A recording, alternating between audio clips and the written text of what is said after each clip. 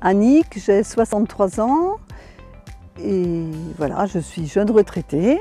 Pierre, 66 ans, jeune retraité aussi, ancien éleveur de volailles, de chair, 1500 m² de Dan. Et nous avions aussi 50 hectares de terre et puis 15 vaches au bras. Donc moi c'est Flavien Renaud, 27 ans. Je me suis installé au 1er janvier 2022. J'ai fait un bac pro CGE à Lay au lycée Latouche de Pleurmel. J'ai rencontré Pierre et Annick à la moisson en 2017. On a évoqué l'installation et de la ferme qui était à reprendre. Flavien, on s'est vite pris d'amitié pour lui, parce qu'en fait, il était de la commune et puis il est très agréable. C'était bien pour nous de savoir qu'éventuellement, il pourrait y avoir un jeune en qui on avait confiance pour reprendre la suite. Les bâtiments sont bien entretenus, le matériel c'est la même chose. Moi, ça m'a tout de suite intéressé.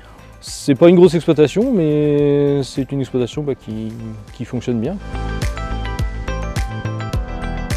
Donc on a fait venir Dominique Carreau du Gouessant pour estimer le poulailler tout en premier.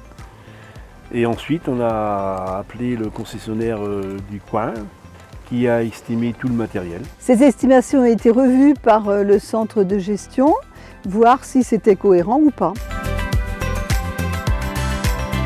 Pour qu'une exploitation soit reprise, il faut qu'elle soit viable. Il faut que tout soit mis en œuvre aussi pour continuer, comme si c'était pour nous. Donc c'est vrai que toi, tu as continué à entretenir tes terres pour donner un outil de travail comme si c'était un de nos enfants. Il faut penser aussi à l'avenir du successeur.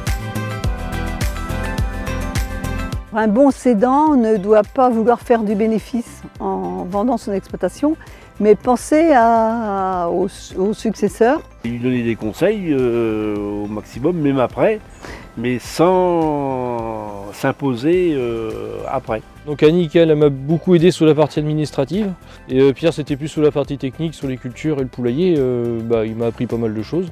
Ça se passe souvent au niveau de la pause café le matin. Quasiment tous les matins on boit notre café ensemble. On continue comme quand j'étais en stage.